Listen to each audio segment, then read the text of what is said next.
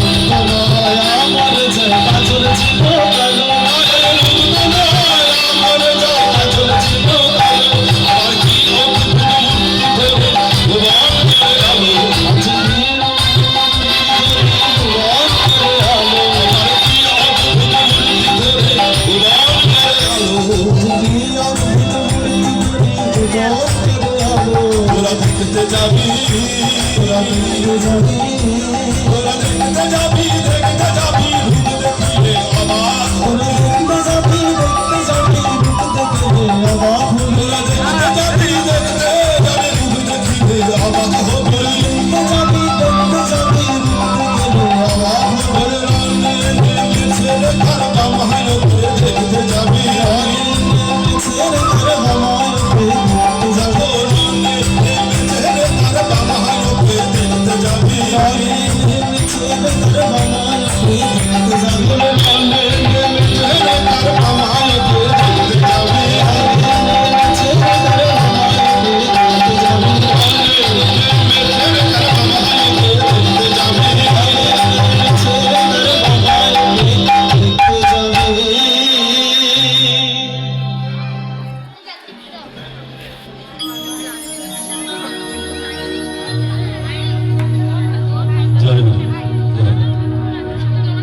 চন্দ্রমুন্ডক বধ হলো, তুণ্ডলোচন বধ হলো।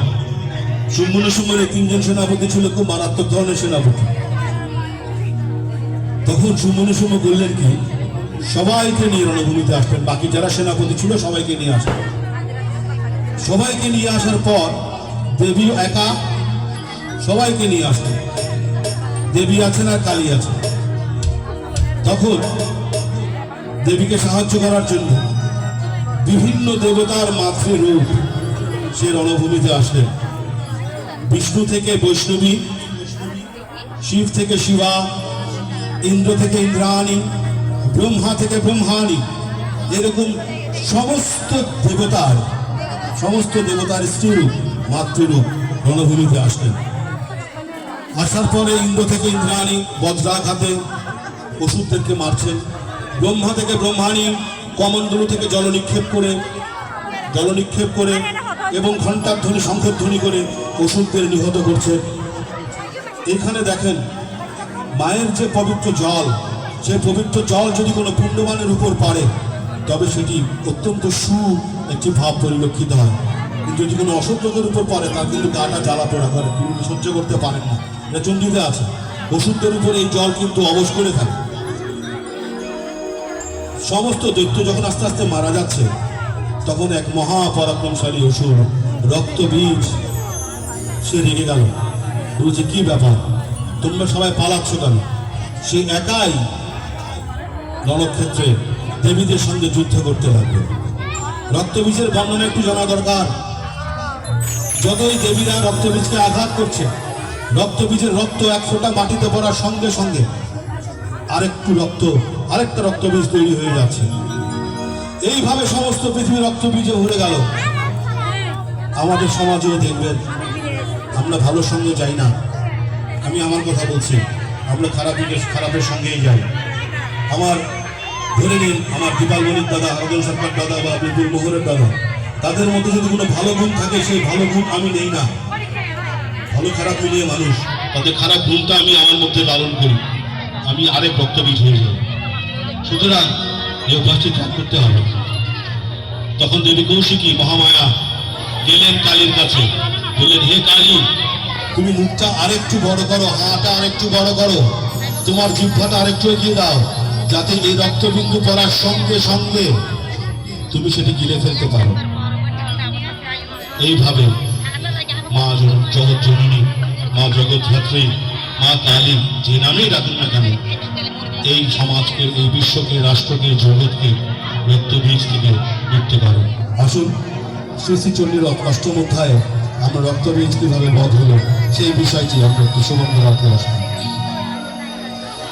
ওম নমঃ চণ্ডিকায়, ওম নমঃ চণ্ডিকায়, ওম নমঃ চণ্ডিকায়। ইতি মাতৃগণং ক্ষুদ্রং মর্দয়ন্তং মহাসুরান দৃষ্টাপ্তৈ পায়ৈ বিবিধৈনে সুদেবারি সৈনিকা পলায়ন বরাং দৃষ্টিয়া দৈত্যং মাতৃগণার্দিতাং বিদ্যমধায়ৈ ক্ষুদ্র রক্তবীজ মহাসুরः রক্তবিন্দুর্যদা ভূমি ততস্তস্য শরীরতঃ সমুদপততিমকিন্যাং তৎপ্রমাণস্তদাসুরः यूदेशगदापालिनिन्यशक्ता महासुरः ततश्चण्डिशवद्रेण रक्तबीजमदारयत् कुलेनाहवशस्यासु बहुषु स्वावशोनितम् समस्तस्ततो योगादश्चुत्प्राप्तपराक्रमः यावन्तः प्रतिदास्तस्य शरीरात् रक्तबिन्दवः तावन्तः पुरुषा जातस्तद्वीर्यबलविक्रमः ते चापि जुलितस्तस्य पुरुषा रक्तसम्भवः समान्न मातृवीरो तुग्र